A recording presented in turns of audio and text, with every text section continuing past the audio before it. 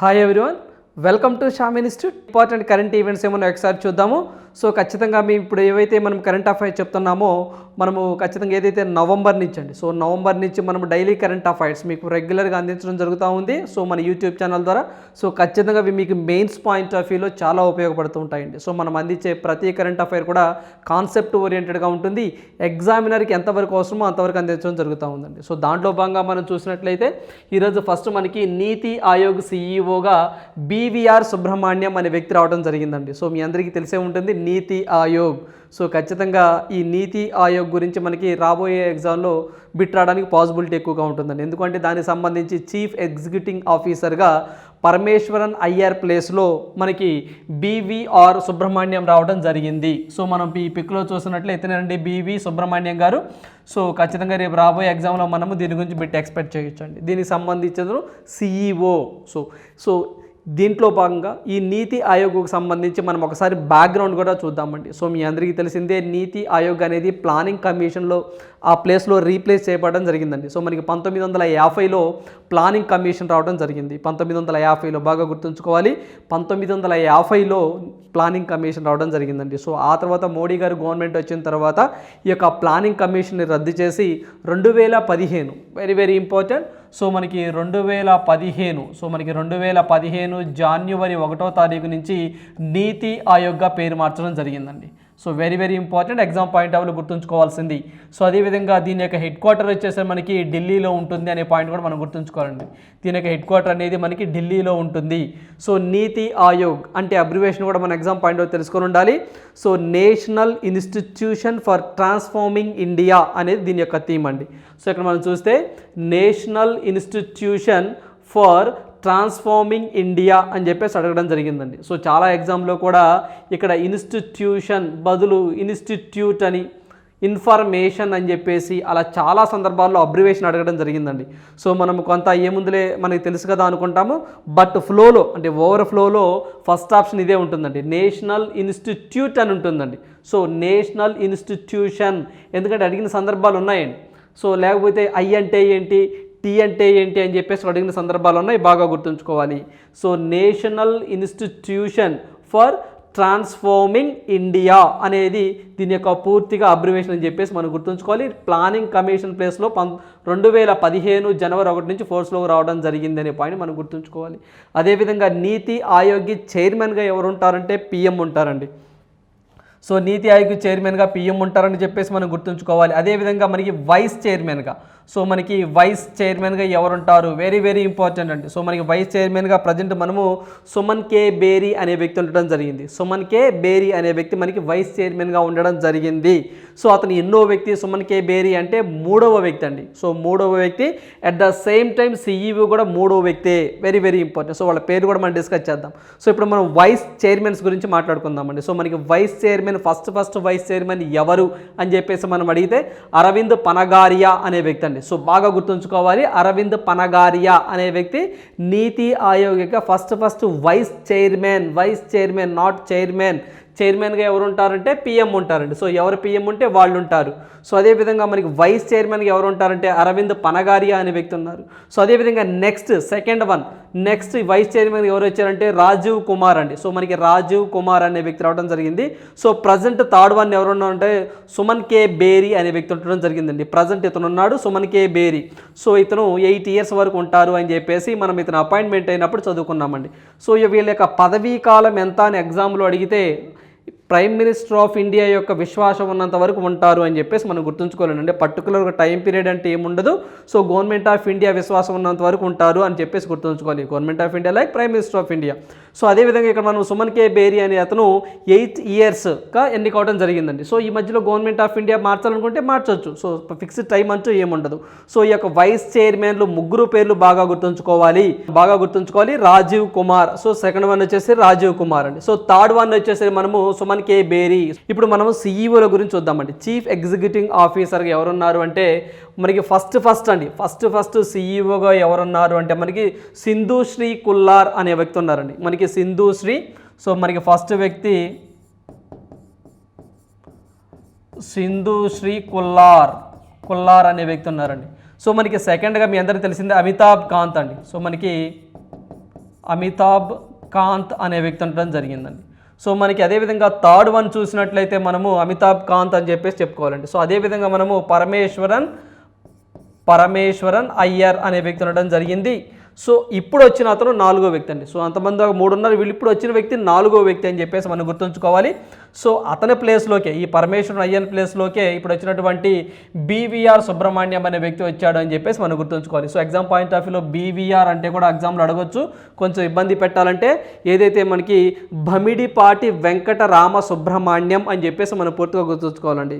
So Bhamidipati Venkatarama Subrahmanyam అనేది ఆయన పూర్తి పేరండి. సో ఇతను ఏ రాష్ట్రానికి సంబంధించిన వ్యక్తి అని చెప్పేసి కూడా అడవచ్చు, ఇతను ఒడిషా రాష్ట్రానికి సంబంధించిన వ్యక్తి అని గుర్తుంచుకోవాలి. సో ఎందుకంటే వీళ్ళ ఫాదర్ వచ్చేసరికి ఒడిషా అని, వీళ్ళ మదర్ వచ్చేసరికి ఆంధ్రప్రదేశ్లోని కాకినాడ జిల్లాలో అని చెప్పేసి, సో ఉద్యోగరీత్యా ఇతను హైదరాబాద్ అని, విశాఖపట్నం అని, సో ఇలా డిఫరెంట్ ఢిల్లీ కానీ ఇలా డిఫరెంట్ ప్లేసెస్లో అతని యొక్క విద్యాభ్యాసం సాగింది అని చెప్పి చెప్తున్నారు. ఓవరాల్గా ఇతను ఛత్తీస్గఢ్ కేటర్కి చెందిన ఐఏఎస్ అధికారి, వెరీ ఇంపార్టెంట్ అండి. సో ఇతను ఏ స్టేట్కి సంబంధించిన ఐఏఎస్ అంటే మనకి ఛత్తీస్గఢ్ అండి. సో మనకి ఛత్తీస్గఢ్కి చెందినటువంటి ఐఏఎస్ ఆఫీసర్ అని చెప్పాలి. 1987 ఆ కేటగిరీకి సంబంధించిన వ్యక్తి అని చెప్పేసి మనం గుర్తుంచుకోవాలండి. సో ఎగ్జామ్ పాయింట్ ఆఫ్ వ్యూలో వీళ్ళ CEOs and vice chairmans compare చేసుకుంటూ చదువుకుంటూ ఉండాలి. ప్రజెంట్ అనే మనకు సుమన్ కే బేరీ అనే వ్యక్తి ప్రజెంట్ వైస్ చైర్మన్గా ఉన్నారు.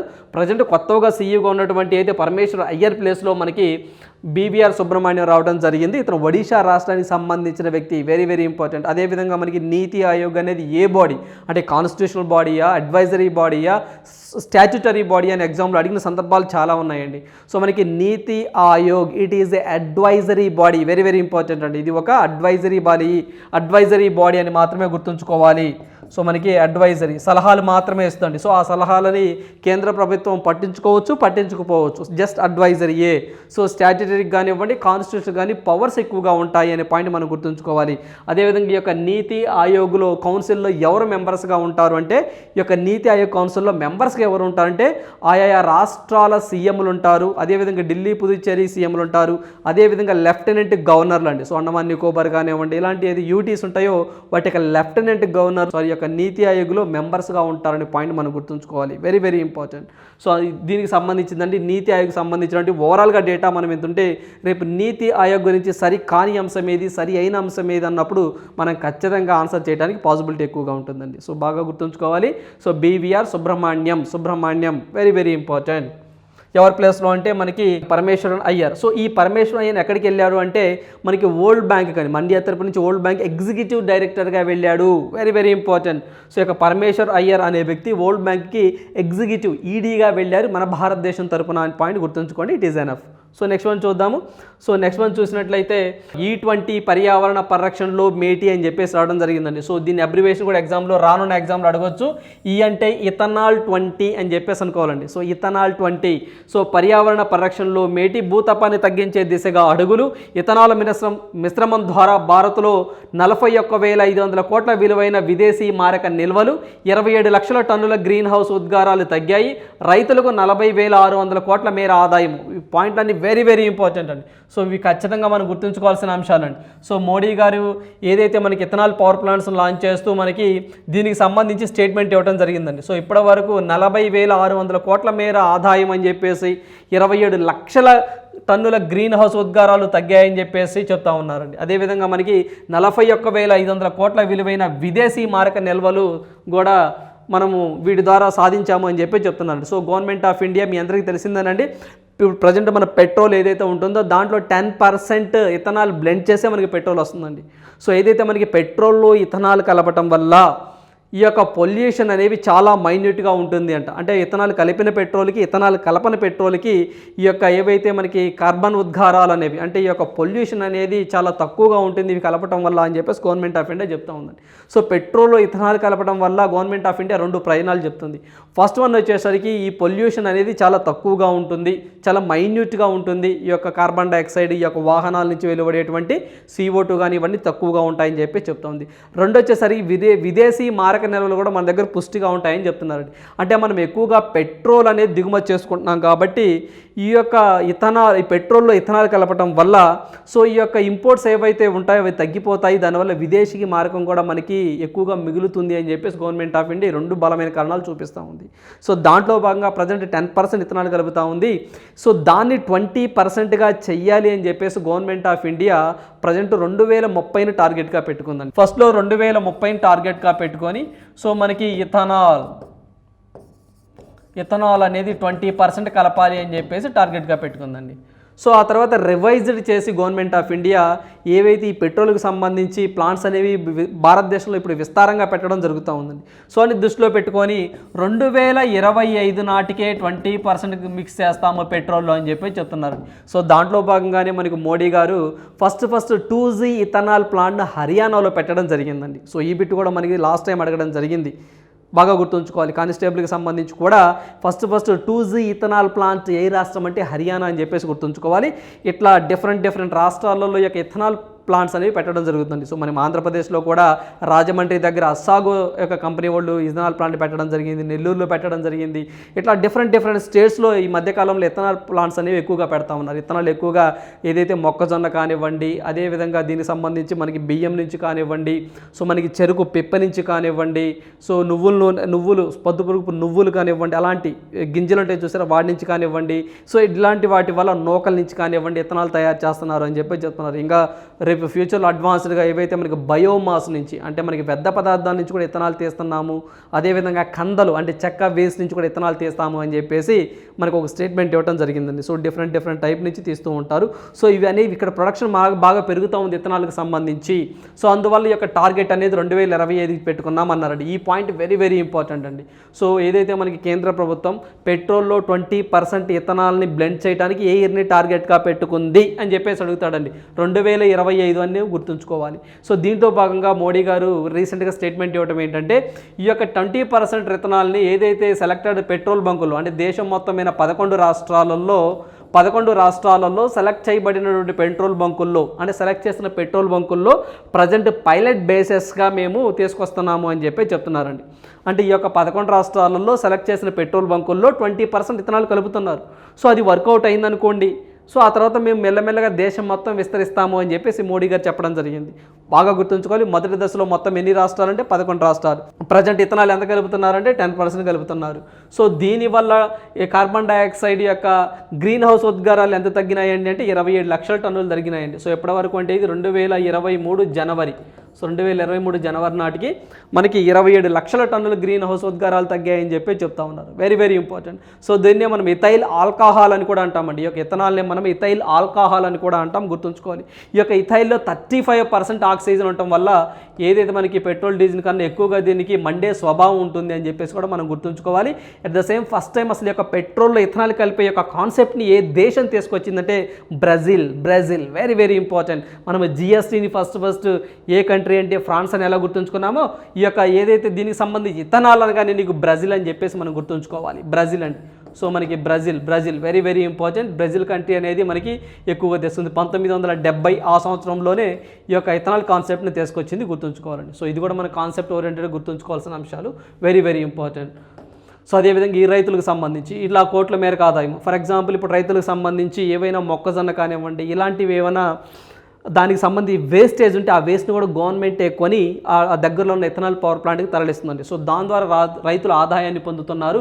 సో ఇలా రైతులకు కూడా ఇన్కమ్ వస్తుంది అని చెప్పేసి ఇలా 40,600 కోట్ల మేర ఆదాయం రైతులకు వచ్చిందని చెప్పేసి కూడా చెప్తున్నారండి. ఇవి వెరీ ఇంపార్టెంట్. ఇవి ఫ్యాక్ట్స్ అండి, బాగా గుర్తుంచుకోవాలి. ఎగ్జామినర్ ఇలాంటివి మేము ఎక్కువ ఫోకస్ చేస్తూ ఉన్నాడు. సో ఇవి మీరు ఖచ్చితంగా నోట్స్ రాసుకోండి, మీకు ఖచ్చితంగా రానున్న మెయిన్స్ ఎగ్జామ్లో ఉపయోగపడుతుంది. సో నెక్స్ట్ వన్ చూద్దాం.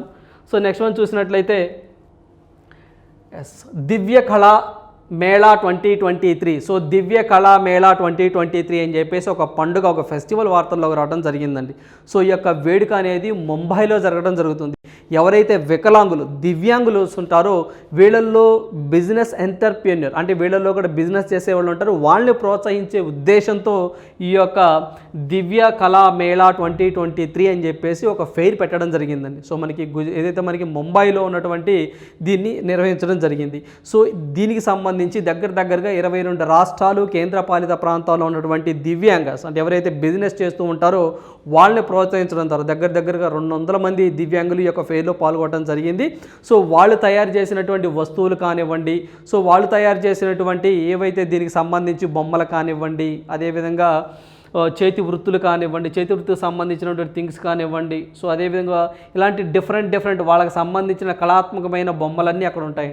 సో వీటిని ప్రమోట్ చేయటం కోసము కేంద్ర ప్రభుత్వం ఈ యొక్క ఫెయిర్ని ముంబైలో నిర్వహిస్తుంది అని చెప్పి చెప్తా ఉన్నారు. సో ఇది మనం చూసినట్లయితే రేపు రానున్న పోటీ పరీక్షల్లో దివ్య కళామేళా 2023 ఈ ఫెయిర్ అనేది ఎక్కడ నిర్వహించారు అని చెప్పేసి అడుగుతారండి. సో అప్పుడు మనం గుర్తుంచుకోవాల్సింది ఏదైతే మనకి Mumbai metropolitan reason development ground అని చెప్పేసి ముంబైలో ఉంటుందండి. షార్ట్ ఫామ్లో MMRD అని చెప్పేసి అంటారండి. సో MMRD అంటే ముంబై మెట్రోపాలిటన్ రీజన్ డెవలప్మెంట్.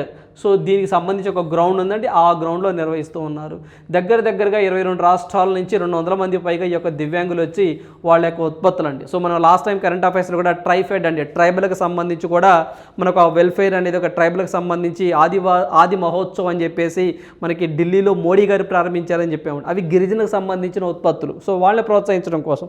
ఇది ఎవరికి? దివ్యాంగుల కోసం. అంటే మనకి దివ్యాంగులు, సో మీ అందరికీ తెలిసింది హ్యాండిక్యాప్లు అంటారు. వీళ్ళని బిజినెస్ మ్యాగ్నెట్స్గా, అంటే బిజినెస్ సంబంధించి వాళ్ళని కూడా డెవలప్ చేయాలి, బిజినెస్లో ఎంటర్ప్రెన్యూర్గా వాళ్ళని కూడా తీసుకురావాలనే ఉద్దేశంతో గవర్నమెంట్ ఆఫ్ ఇండియా వీళ్ళని ప్రోత్సహిస్తూ ఉంది. సో దీంట్లో భాగంగా మనకి దీనికి సంబంధించి మనకి ఈ దివ్య కళామేళా దీనికి సంబంధించి గవర్నమెంట్ ఆఫ్ ఇండియా సపోర్ట్గా ఉంటుందని చెప్పేసి మినిస్ట్రీగా సపోర్ట్ ఇవ్వడం జరిగిందండి. సో దీనికి సంబంధించి మనకి social welfare and development ministry ఎవరైతే ఉన్నారో దీనికి సంబంధించి మనకి ఎంపవర్మెంట్కి సంబంధించి సోషల్ జస్టిస్ అండ్ ఎంపవర్మెంట్ అండి, సోషల్ జస్టిస్ అండ్ ఎంపవర్మెంట్కి సంబంధించి కూడా మనకి మినిస్ట్రీ ఉన్నారండి. సో ఆయన కూడా ఏదైతే చెప్తామన్నారు దీనికి సంబంధించి మనము వీరేంద్ర కుమార్ అండి, మనకి వీరేంద్ర కుమార్ అనే అతను ఈ యొక్క ప్రోగ్రామ్ లాంచ్ చేయడం జరిగింది. గుర్తుంచుకో, social justice and empowerment ministry, social justice ministry అని కూడా అంటాము. సో వీరేంద్ర కుమార్ అనే వ్యక్తి ఈ యొక్క ఫెయిర్ని లాంచ్ చేయడం జరిగింది. బాగా గుర్తుంచుకోవాలి, ఎందుకోసం పర్టికులర్గా దివ్యాంగుల కోసము అని చెప్పేసి గుర్తుంచుకోవాలండి. సో ఇదే కాకుండా దేశంలో కూడా రానున్న రోజుల్లో ఈ యొక్క ఫెయిర్ని విస్తరిస్తాము అని చెప్పి చెప్తా ఉన్నారు. సో మనకి రేపు ఎగ్జామ్ పాయింట్ ఆఫ్ వ్యూలో ఏదైతే మనకి ఫిబ్రవరి 2023లో ఖచ్చితంగా డేట్ ఇస్తాడండి. ఫిబ్రవరి 2023లో మనకి దివ్య కళామేళా అనే ఒక ఫెస్టివల్ ఎక్కడ జరిగింది అని అడుగుతాడండి. కింద ఆప్షన్స్ ముంబై, కోల్కతా, ఢిల్లీ అని అడుగుతాడు. దట్ ఈజ్ ముంబై అని చెప్పేసి గుర్తుంచుకోండి. ఇది అసలు ఎందుకు మెయిన్ ఉద్దేశం ఏంటంటే దివ్యాంగులను ఎవరైతే వికలాంగులు ఉంటారో వీళ్ళను కూడా వ్యాపార అవకాశాలను కల్పించి వాళ్ళు కూడా ఎంటర్ప్రెన్యూర్గా తీర్చిదిద్దాలనే ఉద్దేశంతో గవర్నమెంట్ ఆఫ్ ఇండియా ఇది చేస్తుంది. వాళ్ళు తయారు చేసిన వస్తువులన్నింటినీ మార్కెటింగ్ అండ్ ప్రమోట్ చేయడం కోసం అని చెప్పేసి గుర్తుంచుకోండి. అదేవిధంగా 2023 సో నెక్స్ట్ మంత్లో మనకి భోపాల్ మధ్యప్రదేశ్లో ఈ ఫెయిర్ నిర్వహిస్తామని చెప్పేసి కూడా మనకి వీరేంద్ర కుమార్ గారు ఒక స్టేట్మెంట్ ఇవ్వడం జరిగిందండి. నెక్స్ట్ 2023 మార్చిలో మనకి భోపాల్ అండి. సో మనకి భోపాల్లో నిర్వహిస్తాము అని చెప్పి చెప్తున్నారు. సో మనకి భోపాల్ అనగానే Madhya Pradesh గుర్తురావాలండి. Very important, exam point of వ్యూలో గుర్తుంచుకోవాలి ఖచ్చితంగా. సో ఇదండి దీనికి సంబంధించి. సో నెక్స్ట్ వన్ చూద్దాం.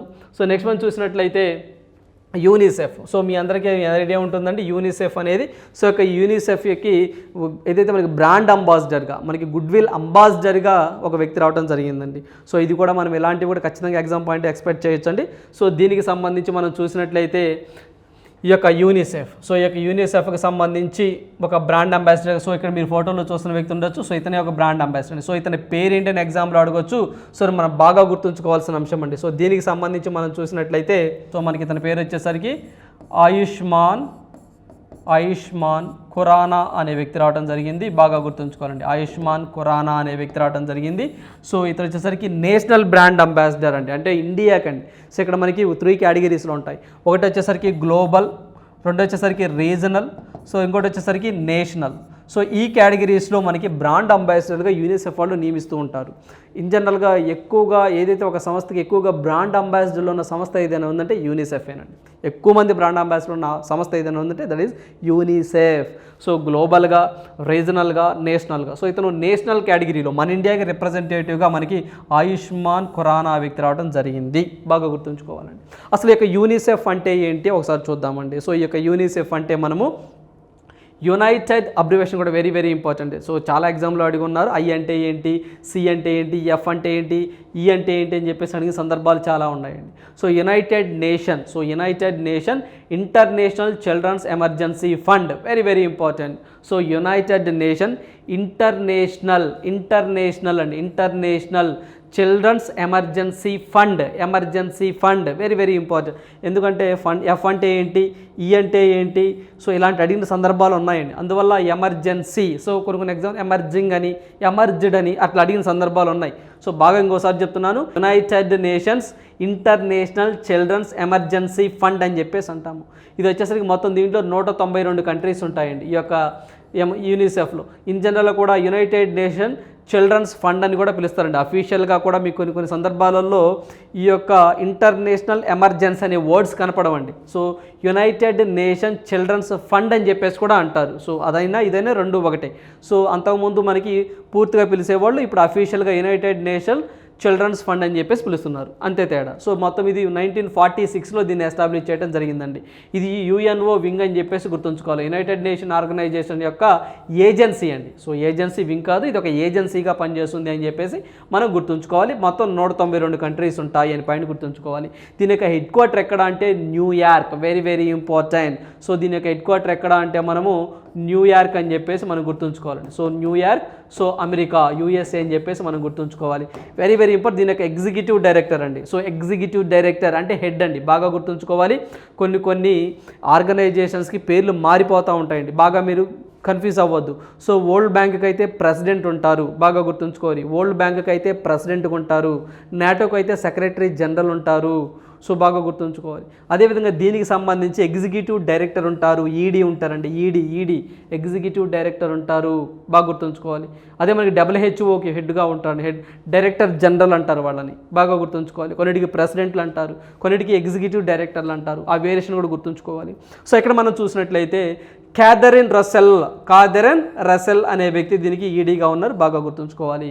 యూనిసెఫ్కి క్యాథడ్రెల్, సో మనకి క్యాథరిన్ రసెల్ అనే వ్యక్తి ఉన్నారు పాయింట్ అని గుర్తుంచుకోవాలి, వెరీ వెరీ ఇంపార్టెంట్. సో ఇంత పేరు మనకు గుర్తున్నది కాబట్టి రసెల్ అనే వ్యక్తి మనకి ఒక క్రీడాకారుడు, ఒక క్రికెట్ ఆడే వ్యక్తి ఉన్నాడు, వెస్టిండీస్ అతనేమో. సో ఆ పేరు గుర్తుంచుకోండి. లేదనుకోండి క్యాథరిన్ అని చెప్పేసి మనకి సినిమా హీరోయిన్ కూడా ఉందండి. సో అంటే మీకు ఎలా గుర్తుంటే అలా గుర్తుంచుకోవాలి. సో మీకు క్యాథరిన్ కానీ రసెల్ కానీ గుర్తు రావాలంటే ఎంబడే నీకు United Nation international children emergency fund గుర్తు రావాలి. ఇది ఏం చేస్తుందంటే స్పెషల్లీగా ఏదైతే మనకి చిల్డ్రన్స్ ఉంటారో అంటే పిల్లలు ఉంటారో వీళ్ళని విన్నట్టు ప్రోత్సహిస్తూ ఉంటుందండి, వీళ్ళ వెల్ఫేర్ కోసం పాటుపడుతూ ఉంటుంది. అంటే భూకంపాలు వచ్చి చాలామంది చనిపోయినప్పుడు వాళ్ళ పేరెంట్స్ చనిపోయినా కానివ్వండి, సో అలాంటి వాళ్ళని స్ట్రీట్ చిల్డ్రన్స్ని కానివ్వండి, అనాథ పిల్లలను కానివ్వండి, సో ఇలాంటి వాళ్ళందరినీ చేరదీసి వాళ్ళకి ఎడ్యుకేషన్ కానివ్వండి, మినిమం నీడ్స్ కానివ్వండి, ఇలాంటివి ప్రొవైడ్ చేస్తూ ఉంటుంది. సో ఏమైనా విపత్తులు వచ్చి వాళ్ళకి ఏమైనా వైరస్లు కానీ జబ్బులు కానీ ఇలాంటి అటాక్ అయినప్పుడు వాళ్ళకి హ్యుమానిటేరియన్గా సహాయం చేస్తూ ఉంటుందండి. సో వీళ్ళకి ఫండింగ్ ఉంటుంది. ఈ ఫండ్ను మొత్తాన్ని ఆయా దేశాల్లో పేద దేశాల్లో ఉన్నటువంటి పిల్లలకి ఖర్చు చేస్తూ ఉంటుంది. సో ఇది మెయిన్ ఉద్దేశం ఎందుకు అంటే బాలల సంరక్షణ కోసం, ద వెల్ఫేర్ ఆఫ్ చిల్డ్రన్ అని చెప్పేసి మనం గుర్తుంచుకోవాలి. ఎందుకంటే హెడ్ క్వార్టర్ అడిగిన సందర్భాలు ఉన్నాయి, అదేవిధంగా దీని యొక్క హెడ్ ఎవరైనా అడిగిన సందర్భాలు ఉన్నాయి, టోటల్ మెంబర్ కంట్రీస్ ఎందుకు ఉన్నాయి. వెరీ రీసెంట్గా ఈ యొక్క మనకి నేషనల్ అంబాసిడర్గా యూనిసెఫ్ నేషనల్ అంబాసిడర్గా ఎవరు వచ్చారంటే మనము ఆయుష్మాన్ ఖురానా అని చెప్పేసి రావడం జరిగింది. ఇతను ఒక బాలీవుడ్కి సంబంధించిన హీరో అని చెప్పేసి గుర్తుంచుకోవాలి. సో అదేవిధంగా మనం చూస్తే 2016లో ప్రియాంక చోప్రా అంబాసిడర్ ఉన్నారు, చాలామంది ఉంటారండి. బట్ రీసెంట్గా ఎవరు వచ్చారో మనం చదువుకుంటే సరిపోతుంది. సో దీనికి సంబంధించి మనకి 2022కి సంబంధించి కూడా మనకి ఉగాండా కంట్రీకి సంబంధించి కూడా వెనిసా నటాకా, సో నటాకా అనే వ్యక్తి ఉన్నారండి. సో నటాకా, సో మనకి నకాటా, సో మనకి వనేసా నకాటా అని చెప్పేసి ఉగాండా కంట్రీకి సంబంధించిన 2022లో దీనికి బ్రాండ్ అంబాసిడర్ ఎన్నుకోవడం జరిగిందండి. సో మనకి వెరీ రీసెంట్గా చదువుకొని వెళ్తే సరిపోతుంది. రీసెంట్గా 2023కి సంబంధించి ఎవరంటే ఆయుష్మాన్ ఖురానా అని చెప్పేసి గుర్తుంచుకోండి, సరిపోతుంది. సో నెక్స్ట్ మనం చూసినట్లయితే సో అంతర్జాతీయ మాతృభాషా దినోత్సవం, ఇంటర్నేషనల్ మదర్ లాంగ్వేజ్ డే అని చెప్పేసి అంటామండి. సో ఇదే రోజు ఏవైతే మనకి దేశీయ భాషలైనటువంటి రీజనల్ లాంగ్వేజెస్ అని కొన్ని ఉంటాయండి. సో వీటిని పరిరక్షించుకోవడం కోసము వీటి యొక్క చర్యలు అంటే ఈ యొక్క అంతరించిపోతున్న భాషలను ఏ విధంగా పరిరక్షించుకోవాలి అని చెప్పేసి కానివ్వండి, సో మాతృభాషలోనే విద్యా బోధన జరగాలని కానివ్వండి, సో ఇలాంటివన్నీ ఈ డే రోజు సెలబ్రేట్ చేసుకుంటూ ఉంటారండి. సో ఇదే మనకి ఒక కవి గారు చెప్పినట్టు ఏవైతే మనకి సంబంధించి మాతృభాష అనేది తల్లిపాలు లాంటిది అని చెప్పేసి, సో పరాయి భాష అనేది మనకి డబ్బాపాలు లాంటిదని చెప్పేసి నానుడి అని ఒకటైతే ఉన్నది. సో ఈ యొక్క మాతృభాష అంతర్జాతీయ మాతృభాషా దినోత్సవం రోజు వివిధ దేశాల్లో ఉన్నటువంటి ఉన్నటువంటి లాంగ్వేజెస్ని అంటే భాషల్ని ప్రోత్సహించడం కోసం ఆ రోజు కొన్ని కార్యక్రమాలు చేపడుతూ ఉంటారు. సో దీంట్లో భాగంగా మనం ఈ రోజేనండి మనకి ఏదైతే ఫిబ్రవరి 21 ఉంటుందో ఈ ఫిబ్రవరి 21వ తారీఖున మనం అంతర్జాతీయ మదర్ లాంగ్వేజ్ డే జరుపుకుంటాము. Very very important. సో దీనికి సంబంధించి డేస్ వచ్చినప్పుడు ఖచ్చితంగా థీమ్స్ కూడా గుర్తుంచుకోవాలండి. 2022కు సంబంధించి దీని థీమ్ ఏంటి అంటే multilingual education to necessity to transforming education అనేది దీని యొక్క థీమ్గా ఉందండి. సో ఇంకొకసారి చెప్తాను. So multilingual education A necessity to transforming education అని చెప్తున్నామండి. తెలుగులో చెప్పాలి అంటే మనము ఏదైతే దీనికి సంబంధించి అంతర్జాతీయ విదేశీ భాషల దశాబ్దం అని చెప్పేసి జనరల్గా చెప్తుంటారు. ఇలాంటివి ఏవైనా చెప్తే మనము ఖచ్చితంగా థీమ్స్ అనేవి తెలుగులో కాదండి ఇబ్బంది పడతాము, ఇంగ్లీష్లో చదువుకుంటే మంచిదండి. ఎందుకంటే మనము దీనినే గూగుల్ ట్రాన్స్లేషన్లో తెలుగులో ఇస్తా ఉన్నాడండి. సో అప్పుడు కొంచెం ఇబ్బంది పడతారు. సో మొత్తం గుర్తుంచుకోవాల్సిందే. కాకపోతే చిన్న ట్రిక్ ఏంటి అంటే మరి ఇంత పెద్ద సెంటెన్స్ అనేది మనం లాంగ్ టర్మ్లో గుర్తుంచుకోవడం కష్టం అండి. ఉన్న వాస్తవం ఏంటంటే లాంగ్ టర్మ్లో గుర్తుంచుకోవడం కష్టం. లేదు మాకు గుర్తుంటారంటే ఓకే, వెల్ అండ్ గుడ్. ఒకవేళ గుర్తుంచుకోలేని వాళ్ళు ఏం చేస్తారు అంటే కొంత పొడిగా కొన్ని పదాలు గుర్తుంచుకోండి, కొన్ని వర్డ్స్ గుర్తుంచుకోండి. అంటే మీకు ఆ వర్డ్స్ చూడగానే కింద ఆప్షన్స్ ఉంటే మీకు స్ట్రైక్ అయ్యే విధంగా గుర్తుంచుకోండి. నేనేం చెప్తానంటే మల్టీలింగ్యువల్ అనే ఒక పాయింట్ గుర్తుంచుకోండి. జస్ట్ ఈ వర్డ్ గుర్తుంచుకోండి. స్టార్టింగ్ మల్టీలింగ్యువల్ బహుభాష అని చెప్పేసి తెలుగులో అంటాము. సో ఇది రావాలి. తర్వాత నేను లాస్ట్లో ట్రాన్స్ఫార్మింగ్ ఎడ్యుకేషన్ అని రావాలని గుర్తుంచుకుంటానండి. ఎందుకంటే మధ్యలో ఎడ్యుకేషన్ కానీ నెసెసిటీ కానీ ఎటు నాకు గుర్తుంటాయి, 1-2 సార్లు చూస్తాను కాబట్టి. బట్ ఫస్ట్ స్టార్టింగ్లో మల్టీలింగ్యువల్ గుర్తుంచుకుంటాను, లాస్ట్లో ట్రాన్స్ఫార్మింగ్ ఎడ్యుకేషన్ అని చెప్పేసి నేను గుర్తుంచుకుంటానండి. ఈ 2 పదాలే నేను గుర్తుంచుకుంటాను ఇంటర్నేషనల్ మదర్ లాంగ్వేజ్ అని. కానీ సో నాకు ఆటోమేటిక్గా 2 కింద ఆప్షన్ చూడగానే నాకు గుర్తుంటాయండి. అంటే అలా గుర్తుంచుకుంటే లాంగ్ టర్మ్ గుర్తుంటుందండి నా ఇంటెన్సిటీ అని. సో మీకు ఎలా గుర్తుంచుకుంటే అలా గుర్తుంచుకోండి. ఇన్ జనరల్గా అయితే ఏ టీం అయినా సరే పెద్ద థీమ్ వచ్చినప్పుడు బట్టి పట్టకూడదండి. ఇలా పొడిగా పదాలు గుర్తుంచుకొని సరిపోతుంది. సో మల్టీలింగ్యువల్ అన్నాడు, సో అదేవిధంగా ట్రాన్స్ఫార్మింగ్ అన్నాడు, ఎడ్యుకేషన్ అన్నాడు. సో ఎడ్యుకేషన్ అనేది 2 సార్లు వస్తుంది, గుర్తుంచుకోవాలి. అలా కూడా గుర్తుంచుకోవచ్చు. ఒక పదంలో ఒక సెంటెన్స్లో ఎడ్యుకేషన్ అనేది 2 సార్లు వస్తుంది. సో ఇక్కడ అట్లా గుర్తుంచుకొని సరిపోతుంది. ఇంకా చెప్పాలంటే యునైటెడ్ నేషన్ జనరల్ అసెంబ్లీ వాళ్ళు అండి. So United nation general assembly వాళ్ళు ఈ యొక్క ఏదైతే మనకి ఈ యొక్క అంతర్జాతీయ దేశీయ భాషల దశాబ్దంగా 2022 నుంచి 2032ని గుర్తించడం జరిగిందండి. సో వెరీ వెరీ ఇంపార్టెంట్ అండి. సో మనకి ఏదైతే యునైటెడ్ నేషన్ జనరల్ అసెంబ్లీ ఉంటుందో వీళ్ళు ఏం చెప్పారంటే అంతర్జాతీయ దేశీయ భాషల దశాబ్దంగా ఒక ఇయర్ని గుర్తించారండి. అది ఏ ఇయర్ అంటే 2022 నుంచి 2032. Very very important. రాబోయే ఎగ్జామ్లో 2019లో డిక్లేర్ చేశారండి. 2019లో యునైటెడ్ నేషన్ జనరల్ అసెంబ్లీ వాళ్ళు అంతర్జాతీయ దేశీయ భాషల దశాబ్దంగా ఏ ఇయర్ని గుర్తించింది అని చెప్పేసి అడుగుతాడండి. సో కింద ఆప్షన్స్లో 2022 32, 2021 32, 2025 30 ఇలా డిఫరెంట్గా అడుగుతారు. Very very important. 2022 2032 అని చెప్పేసి మనం గుర్తుంచుకోవాలి. సో మన ఇంటర్నేషనల్ మదర్ లాంగ్వేజ్ డే దీని గురించి డిక్లేర్ చేయాలంటే మనకి దీనికి సంబంధించి యునెస్కో వాళ్ళు అండి. సో యునెస్కో వాళ్ళు మనకి 1999 సో నవంబర్ 17వ తారీఖు అండి. సో మొట్టమొదటిగా ప్రకటించడం జరిగిందండి. సో మనకి యునెస్కో వాళ్ళు ఈ యొక్క అంతర్జాతీయ మాతృ దినోత్సవాన్ని 1999 నవంబర్ 15 జరపాలని చెప్పేసి ప్రకటించడం జరిగిందండి. సో మనకి 2000 సంవత్సరం నుంచి దీన్ని ఇంప్లిమెంట్ చేయడం జరిగింది. బాగా గుర్తుంచుకోవాలి. సో ఇది కూడా మనం గుర్తుంచుకోవాల్సిన అంశం అండి. సో దీనికి సంబంధించి కూడా ఇంకొంచెం బ్యాక్గ్రౌండ్కి వెళ్తే అది బంగ్లాదేశ్కి సంబంధించి కూడా కానివ్వండి, ఆ బెంగాల్లో కొంతమంది నలుగురు ప్రాణార్పణలు చేశారని చెప్పి ఇది కూడా ఉంటుంది. అది హిస్టరీకి అవుతుందండి. బట్ ఇంతబడి గుర్తుంచుకోండి సరిపోతుంది. సో 1999లో యునెస్కో ఫస్ట్ టైం డిక్లేర్ చేశారు. 2000 నుంచి ఇంప్లిమెంట్ చేస్తున్నారు. ఫిబ్రవరి 27వ తారీఖు నుంచి ఫిబ్రవరి 21 నుంచి. దీని థీమ్ ఏంటో గుర్తుంచుకోండి. అదేవిధంగా అంతర్జాతీయ దేశీయ భాషల దశాబ్దం వెరీ వెరీ ఇంపార్టెంట్. 2022 నుంచి 2032 దాకా యునైటెడ్ నేషన్ జనరల్ అసెంబ్లీ వాళ్ళు డిక్లేర్ చేశారనే పాయింట్ మనం గుర్తుంచుకోవాలి. ఈ పాయింట్ అనగానే మనకి రీసెంట్గా యునెస్కో వాళ్ళది ఇంటర్నేషనల్ సంబంధించి మదర్ లాంగ్వేజ్ అవార్డు అని చెప్పేసి మనం గత వీడియోలో చెప్పుకోవడం జరిగిందండి. ఏదైతే మనకి ఒడిశా రాష్ట్రానికి సంబంధించినటువంటి ఒక కవి కానివ్వండి, ఒక శాస్త్రవేత్త, దానికి సంబంధించినటువంటి ఒక విద్వాంసుడు అండి. సో అతని పేరు కూడా మనం గుర్తుంచుకోవడం జరిగింది. అది కూడా మనం లాస్ట్ వీడియో కూడా డిస్కస్ చేసుకోవడం జరిగిందండి. సో దీనికి సంబంధించి కూడా మహేంద్ర కుమార్ మిశ్రా అని చెప్పేసి మనకి మహేంద్ర కుమార్ మిశ్రా అండి. సో మనకి మహేంద్ర కుమార్ మిశ్రా అనే ఒక వ్యక్తి ఉన్నాడండి. ఈ యొక్క మహేంద్ర కుమార్ మిశ్రా అనే వ్యక్తికి అంతర్జాతీయ మాతృభాషా దినోత్సవం అని చెప్పేసి ఈ దినోత్సవం నాడు ఒక అవార్డు ఇవ్వడం జరిగింది. ఒక అవార్డుని బహుకరించడం జరుగుతుంది. International mother language day award అని చెప్పేసి మనకి బంగ్లాదేశ్ పిఎం షేక్ హసీనా చేతుల మీదుగా ఇతను తీసుకోబోతున్నాడు అని చెప్పేసి కూడా మనం గత వీడియోలో డిస్కస్ చేసుకోవడం జరిగిందండి. సో ఇది కూడా మనం ఇక్కడ పాయింట్ యాక్షన్గా గుర్తుంచుకోవాల్సిన అంశాలండి. So very very important. So దీని గురించి కూడా మనం లాస్ట్ వీడియోలో డిస్కస్ చేసుకోవడం జరిగిందండి.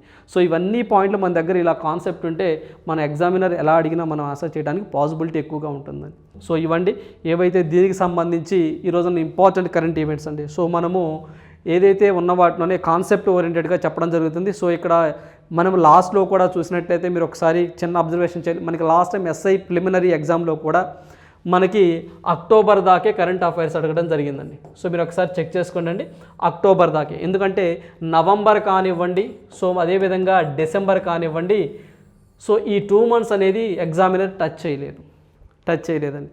సో మనకి రేపు రాబోయే మెయిన్స్ ఎగ్జామ్లో మనం నవంబర్ డిసెంబర్ కూడా ఫోకస్ చేయవలసిన అవసరం ఎంతైనా ఉంది. సో ఈ విధంగా మీ ప్రిపరేషన్ ఉండాలి. So thank you, all the best.